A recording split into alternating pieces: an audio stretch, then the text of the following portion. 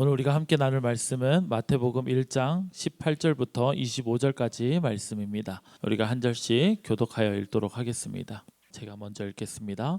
예수 그리스도의 나심은 이러하니라. 그의 어머니 마리아가 요셉과 약혼하고 동거하기 전에 성령으로 잉태된 것이 나타났더니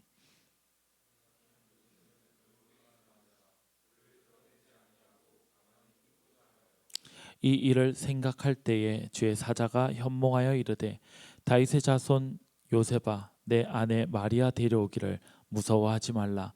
그에게 잉태된 자는 성령으로 된 것이라.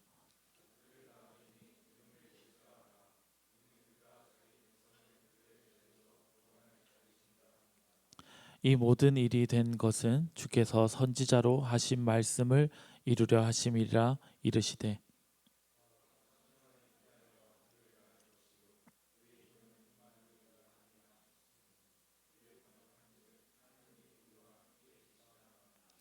요셉이 잠에서 깨어 일어나 주의 사자의 분부대로 행하여 그의 아내를 데려왔으나 아들을 낳기까지 동침하지 아니하더니 나음의 이름을 예수라 하니라. 아멘. 주님의 오심을 우리가 성탄이라고 얘기합니다. 여러분 성탄절 메리 크리스마스라고 얘기하기도 하고 우리가 성탄절이라고 표현하는 12월 25일 이 성탄의 뜻이 뭡니까? 성탄의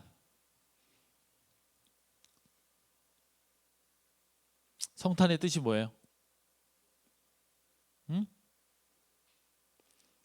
성탄의 뜻이 뭡니까? 성탄의 뜻이 뭡니까? 여러분 12월 25일은 성탄절이라고 합니다. 그리고 우리 부처님 오신 날을 무슨 날이라고 얘기해요? 석가 탄신일, 그렇죠? 성탄, 석가 성탄일 이렇게 얘기하지 않죠. 석가 탄신, 신이 탄생했다 이렇게 표현을 합니다. 근데 우리가 얘기하는 성탄절은 뭡니까? 성탄은 뭐예요? 성탄 뭐예요? 성탄. 석가탄신일은 석가가 탄생했다. 신이. 석가라는 신이 탄생했다. 석가탄신일. 그럼 우리가 얘기하는 성탄절은 뭡니까? 우리가 주변에다가 성탄절이야, 메리 크리스마스 성탄절이야 라고 얘기할 때 성탄절의 성탄은 뭡니까? 그러면 예수님이 탄생하셨다요? 성이 무슨 성입니까? 성탄절? 구별된 거룩한 성이죠. 거룩할 성이죠. 거룩할 성. 그래서 이 성탄이라고 하는 이 단어를 제가 가져온 이유가 대부분의 많은 사람들이 우리가 말하는 메리 크리스마스, 사실 저 포토존을 만드는데 포토존에 메리 크리스마스라고 적혀져 있어요. 보셨습니까? 포토존? 그 교육부에서 만든 이렇게 포토존인데 메리 크리스마스 돼 있어요. 그러니까 앞에 메리가 여러분 MARRY 이렇게 돼 있더라고요. 메리가 무슨 메리입니까? 제가 말하는 MA로 가면 뭐예요? 원래 메리 스펠링이 뭡니까? M-E, 그쵸? M-E로 시작하죠. 그럼 M-A로 시작하면 뭐가 돼요? 결혼을 안 해서 그래. 그쵸? 결혼이 안 뜻이겠죠. 근데 M-E. 단어를 제가 조금 더 이렇게 가져온 이유가 우리가 너무 많이 익숙해져 있다 보니까 사실 우리가 되게 중요하다고 생각하는 그 날의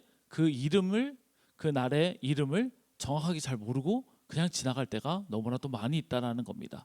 사실 우리가 성탄이라고 얘기하는데 이 거룩한 탄생, 이 성탄은 우리 그리스도인이라면 조금 더 깊이 생각할 수는 있어야 돼요. 이름을 알아야, 이 단어의 뜻을 알아야 내가 조금 더 깊이 생각할 수 있겠죠. 거룩하다라고 하는 것은 구약에서 구별되다라는 얘기예요. 그러니까 다른 성인들, 부처도 그렇고 공자도 그렇고 맹자도 그렇고 많은 이제 사람들에게 성탄이라는 단어를 사용하지는 않습니다. 즉 거룩한 탄생이라는 단어를 사용하지 않아요. 신이 탄생했다 이런 단어를 써도 거룩하다, 즉 구약의 개념으로 따지면 구별된 탄생, 우리랑 구별된 탄생이라는 뜻이에요. 그의 탄생은 구별되었다라는 것을 의미한다라는 얘기입니다. 그러면 우리가 성탄절에 생각해 볼 수 있겠죠. 우리의 탄생과 무엇이 다른가? 무엇이 구별되었는가? 그거를 생각해 볼 수 있다라는 겁니다.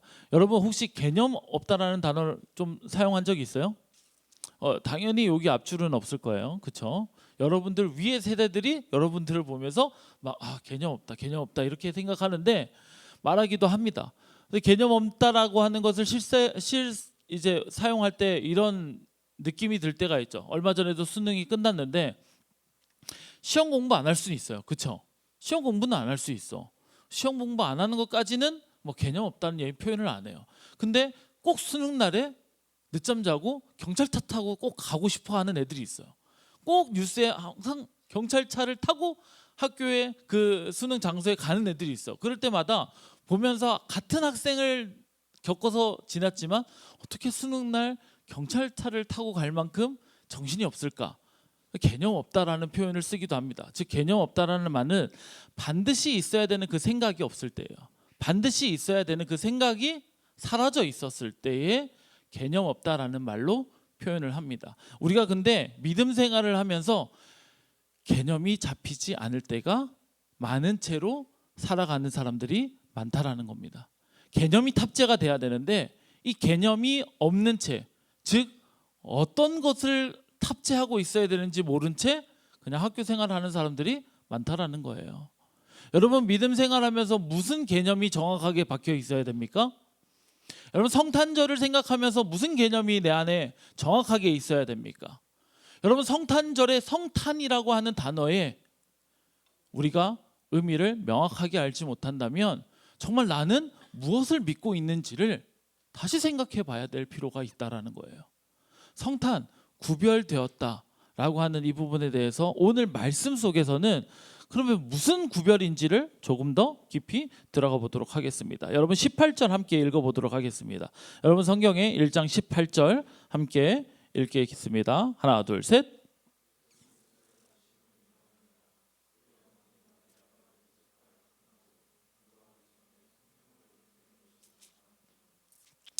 아멘. 지금 이 말씀 한 구절에서 여러분 받아들일 수 있습니까? 지금 뭐라고 얘기해요? 예수 그리스도의 나심을 지금 선포를 했는데 그의 마리아가 요셉과 약혼하고 동거하기 전에 뭐 했어요? 잉태됐어요. 여러분 이게 받아들여집니까? 여러분 받아들여져요? 지금 오늘 그 아무도 모르는 여자 청년이 왔어요. 지금 여기 지금 아무도 모르는 지금 잠깐 얼굴 한번 뒤에 돌아줄 수 있으세요? 들어주기가 싫대요. 어차피 아무도 모르는데 눈밖에 안 보이는 지금 요 여성분이 와 계신데 이 여성분이 나는 남자와 접촉한 적이 한 번도 없습니다. 근데 저는 임신을 했어요. 성령으로 임신을 했습니다. 라고 얘기하면 여러분들 우리 다 함께 경배하라. 너무 키를 올려서 불렀다. 천사의 깊은 소리 하면서 여러분 찬송할 수 있습니까? 우리가 찬송할 수 있어요? 진심으로? 거룩한 밤이었다라고 여러분 얘기할 수 있습니까? 어떤 한 여인이 진짜 여러분 주변에 있는 사람 중에 나는 절대 정말 한 번도 남자랑 마주한 적이 없는데 임신을 했어 라고 얘기하면 여러분 이거 받아들일 수 있습니까? 여러분 저 당시에는 정말 받아들일 수 있는 사건입니까? 아니 불가능할 것 같아. 여러분 여기에서 우리가 합리적 의심을 가지게 되고 여기서 멈춰요. 즉 구별된 것, 하나님의 이 구별된 것, 이것을 통해서 하나님이 굳이 이렇게까지 그냥 탄생하면 안 돼요? 그냥 탄생했다고 예수님이 나셨다라고 얘기하면 안 돼요? 그의 남편은 요셉이었고 근데 마리아가 성령으로 잉태한 거야 라고 얘기하면 되지 않아요? 근데 하나님은 성경에다가 이렇게 적어놨어요. 우리가 합리적으로 받아들일 수 없는 그 글을 한 줄을 적어 놓으셨습니다. 동거하기 전에 성령으로 잉태된 것이라고. 하나님은 뭘 우리한테 알려주고 싶으냐면, 성경을 통해서 우리한테 뭘 전달하고 싶으냐면, 인간이 가지고 있는, 우리가 합리적으로 생각할 수 있는 범위 안에서 하나님이 일하시는 것만 있는 것이 아니다라는 거예요. 인간의 일과 하나님의 일은 다르다라는 거예요. 하나님의 영역이 있고 인간의 영역이 있다라는 것을 하나님은 선포하고 있는 거예요. 그것을 믿을 수 있냐 없냐예요. 우리가 믿고 있는 것은 내가 다 받아들일 수 있고 이해할 수 있는 것을 믿는 종교가 아닙니다. 우리가 믿고 있는 이 예배에서의 하나님은 인간의 영역이 있고 내 영역이 있고 내가 이해할 수 있는 범위가 있고 내가 합리적으로 받아들일 수 있는 범위가 있고 하나님의 영역이 있다라는 것을 우리가 고백하는 자리예요. 내가 도저히 믿을 수는 없는데 근데 하나님이 그렇게 하셨구나. 하나님은 그렇게 일하시는구나. 내가 생각할 때는 이 범위 안에서는 그렇게 될 수가 없어. 그게 오히려 더 마이너스 아닌가? 이거를 후대에 어떻게 믿게끔 할 거지? 이게 더 어려운 일 아닌가? 이게 더 오히려 사단이 우리의 마음속을 더 비집고 들어와서 더 힘겹게 만드는 것 아닐까? 라고 생각할 수 있는 거 아니에요? 그래서 아니 어떻게 사람들한테 가서 얘기할 거야? 예수님은 남편 없이 그냥 마리아의 몸에서 그냥 성령으로 잉태해서 나신 분이야 라고 친구한테 얘기를 하면 친구가 뭐라고 얘기합니까? 뭐라고 얘기해요? 뭐라고 얘기합니까? 입 닫으라고 얘기하겠죠. 당연히 조용히 해 라고 얘기를 하겠죠. 그러면서 내 안에서도 자신감 있게 선포되지 않으면, 내 안에서도 내가 선포되지 않으면 우리의 복음은 어떻게 전해질 수 있습니까? 근데 우리에게 이 예배를 통해서 단 한 가지 우리가 선포할 수 있는 것은, 심지어 우리의 나라 사람이 아닌데도 불구하고 지금도 복음이 전파되고 있고 지금도 예배가 드려지고 있다는 것은 예수 그리스도께서 성령으로 잉태하지 않았다면 결코 이루어질 수 없었다라는 얘기입니다. 즉 우리는 선포할 수 없을 만큼 당당하지 못할지라도 누군가는 믿음으로 선포하고 그것을 고백하는 이들을 통하여 교회가 끊임없이 성장하고, 그리고 성탄절을 올바르게 예배하고 있는 교회들이 굉장히 많이 있다는 것을 우리가 다시 한번 되돌아볼 수 있기를 간절히 소망합니다.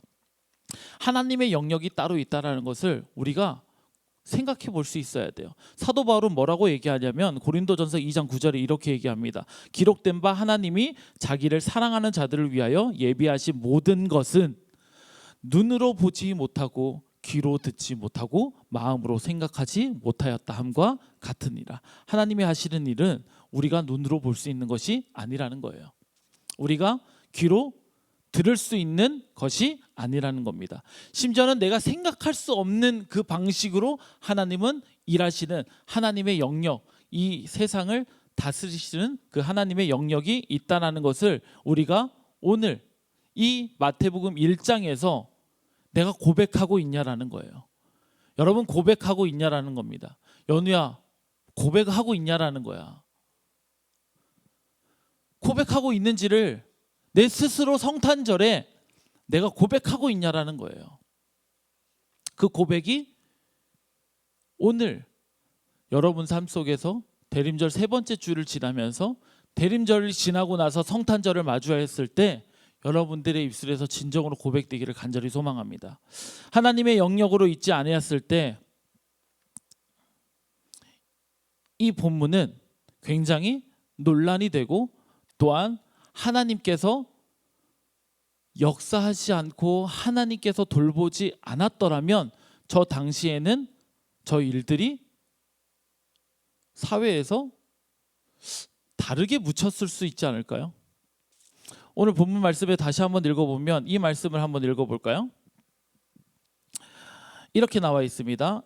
우리 함께 읽어볼게요. 20절부터 우리 함께 읽어볼게요. 이 일을 생각할 때에 함께 읽겠습니다. 이 일을 생각할 때에 주의 사자가 현몽하여 이르되 다윗의 자손 요셉아 내 아내 마리아 데려오기를 무서워하지 말라. 그에게 잉태된 자는 성령으로 된 것이라. 그 다음에 쭉 나와서 이제 요셉이 어떻게 얘기합니까? 25절에 어떻게 행동합니까? 24절에 어떻게 행동합니까? 요셉이 잠에서 깨어 일어나 주의 사자의 분부대로 행하여 그의 아내를 데려왔으나. 지금 요셉이 응답을 받았어요. 성령으로 잉태된 거니까 야 가서 마리아 데리고 와. 근데 지금 자기가 눈으로 본 것은 아니고 그것을 데리고 올 때에 지금 뭐라고 얘기하냐면 그가 근심하였어요. 그가 두려워하였어요. 네가 두려워하지 마. 그냥 성령으로 잉태된 거니까 너 데리고 와 라고 얘기했는데 그가 마음에 근심하며 두려워한 이유가 뭡니까? 다른 사람의 시선이잖아요. 다른 사람의 눈이잖아요. 다른 사람들이 뒤에서 얼마나 수근수근 거릴 거냐는 거예요. 내가 한 번도 지금 잠자리를 한 적이 없는데 지금 배가 불러져 있는 상태. 그 일들을 주변 사람들이 알고 있다라는 그것이 그 사람을 죽음에 이르기까지 할 수 있다라는 것. 내가 이 여자를 보호하지 않고 변호하지 않으면 이 여자는 돌에 맞아 죽어야 돼요. 그 당시에 법으로 따지면. 근데 요셉이 그렇게 하기가 쉽겠냐고. 쉽지 않죠. 내가 잠자리를 가진 적이 없는데 꿈에서 잠깐 갑자기 성령으로 잉태됐다라는 그 말만 듣고 내가 그것을 할 수 있겠어요? 변호할 수 있겠어요? 내가 데려올 수 있겠어요? 사람들의 말들과 뒤에서 수근거리는 것들을 어떻게 다 참아내면서 견뎌내면서 할 수 있겠습니까? 그런데 요셉이 그 일들을 행하였고 그리고 주변의 사람들을 막았다라는 것, 그 이유만으로 그것이 지금 이 시대에 우리에게도 전해졌다라는 것은 그 당시에 그 두 사람이 죽지 않았다라는 거겠죠. 하나님이 지켜주지 않았다면 마리아는 반드시 돌에 맞아 죽었을 겁니다.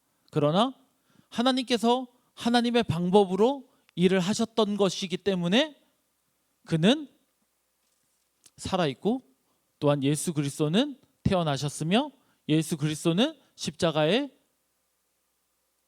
달려서 죽으시고 부활하지 않았다면 지금 이곳에서 우리는 예배를 드리는 것이 아무 의미가 없다라는 겁니다.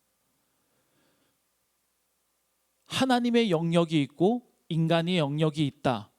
이것을 첫 번째 이 마태복음 1장에서는 요셉이 그것을 받아들였어요. 그래서 말씀에 이렇게 적혀져 있잖아요. 20절에는 뭐라 얘기를 하냐면 이 일을 생각할 때에, 여기서의 생각하다 이라는 이 단어는, 여기서 이제 생각하다라고 하는 이 단어는 조금 시편의 말씀에 보면 이렇게 나와 있는데 그 가만히 있어라고 하는 이 단어들이 여기에서 생각하다 이 단어들과 동일한 단어들로 쓰입니다. 즉 가만히 있다라는 것은 용준아 가만히 있어. 아무 움직임이 없는 가만히가 아니라 가만히 있으라니까 라고 했을 때 제가 뭔 생각을 했을까요? 이거예요. 생각한다고요. 하나님이 가만히 있어 라고 얘기했을 때 연우야 가만히 있어 좀. 너 왜 그러니? 가만히 있어 라고 얘기했을 때 멈추는 그게 아니라 지금 뭘 받아들이는 거예요? 생각하는 거예요. 무슨 말이지? 왜 저러지? 지금 여기에서 시편에서도 나오는 이 가만히 있어와 그 요셉이 생각하다, 그가 이 일을 생각할 때에 이 사건이 지금 하나님의 일인가 나의 영역인가 이 일을 생각하고 있는 거예요. 하나님이 이 일을 도대체 왜 이렇게 풀어가시지? 만들어 가시지? 하나님이 왜 이렇게까지 하시지? 나라면 이렇게 일을 만들진 않을 것 같은데 하나님 왜 내게 이렇게 나를 이렇게 어렵게 만들지, 힘들게 만들지? 그 생각. 그래서 시편에서도 너는 가만히 있어 내가 하나님 됨을 알지어다. 이게 시편 46편 10절에 있는 말씀이에요. 너는 가만히 있어 하나님의 됨을 알지어다. 하나님의 영역, 그 하나님의 이 영역이 이 사건 속에서 어떻게 드러날 건지를 내가 기다리는 것, 내가 다시 되새기는 것, 그것이 바로 오늘 요셉이 한 행동이에요. 요셉은 자기가 생각할 때에 그때 하나님이 응답하신다라는 것을 하나님의 말씀을 통해서 우리의 삶 속에 적용하기를 간절히 원하시는 겁니다. 내가 어떤 사건이 일어났을 때 왜 이렇게 나는 이렇게 힘들지, 어렵지? 왜 하나님은 나한테 이렇게까지 하시지? 왜 나를 이렇게 광야에 내몰고 있는 것 같지? 이럴 때에 나에게 가만히 있으라고 하는 그 하나님의 말씀을 통해서 내가 하나님의 영역이 무엇인지를 고민하고 기도하고 갈등하고 있을 때 하나님이 응답하신다라는 거예요. 그래서 하나님께서 말씀하시는 거예요. 이 일을 생각할 때에 주의 사자가 나타났다. 하나님의 말씀이 내게 들어와서 내게 이것을 하나님은 어떻게 풀어나가려고 하시는지를, 하나님은 어떻게 방법을 만들어 나가려고 하시는지를 알려주신다라는 겁니다. 이게 성탄절에서 우리가 예수 그리스도의 태어나심이 우리의 삶 속에서 그냥 예수 믿고 천당 가는 이 사건만을 생각하는 그것을 아니에요. 예수 그리스도의 오심을 다시 더 깊이 우리의 삶 속에서 묵상할 수 있는 여러분의 삶이 되기를 간절히 소망합니다. 여러분, 성탄의 이 개념을 여러분 좀 깊이 여러분 삶 속에서 좀 묵상할 수 있었으면 좋겠어요. 그냥 메리 크리스마스 그냥 단순하게 그냥 노는 날이 아니라 성탄절이 나에게 무슨 의미인가? 성탄절을 나는 왜 기다려야 하는가? 그토록 그들은 왜 성탄절을 그렇게 기다렸던가? 우리가 여전히 합리적으로 받아들이지 못하는 게 뭐예요? 내가 생각한 틀 안에서 이루어지지 않으니까, 계획되어지지 않고 하나님이 일하시지 않으니까 그냥 하나님의 그냥 묻어버리는 거 아니에요? 성경책 덮어버리는 거 아니에요? 뭘 인정하지 못하니까? 하나님이 영역이 있다는 것을 인정하지 못하니까. 근데 우리 인정할 수 있기를 간절히 소망합니다. 하나님의 영역이 있어요. 그리고 내 영역이 있는 거예요. 근데 성탄절을 통하여 구별된 삶을 사는 사람들은 하나님의 영역을 인정하는 사람이어야 됩니다. 하나님의 영역을 인정하고 그분의 영역을 우리가 받아들일 때에 도무지 이해할 수 없잖아요. 그냥 여리고성 일복바퀴 매일마다 돈다고 해가지고 마지막 날 13바퀴 돈다고 해서 성벽이 무너지는 거를 어떻게 그 방법을 내가 받아들이냐고요. 어떻게 내가 이해할 수 있냐고요.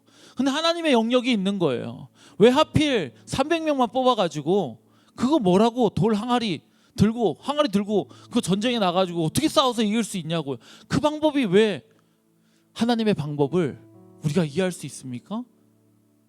근데 하나님의 영역이라고 인정해버리면 내 삶에 열려질 수 있는 그 역사의 일들이 더 많다는 것을, 여러분의 삶의 방향들이 더 무한하게 펼쳐질 수 있다는 것을 여러분 받아들일 수 있기를 간절히 소망합니다. 저는 굉장히 부족한 사람이에요. 저는 실력으로만 따지면 이 자리에 설 수도 없습니다.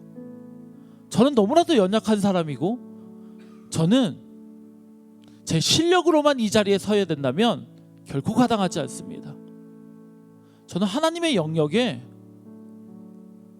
콜링된 거예요. 여러분, 우리가 직업이라고 얘기하는 잡이라는 단어는 기독교 국가에서는 이렇게 불리죠. 콜링. 하나님이 부르셔서 그곳에 필요한 사람을 세우셨다.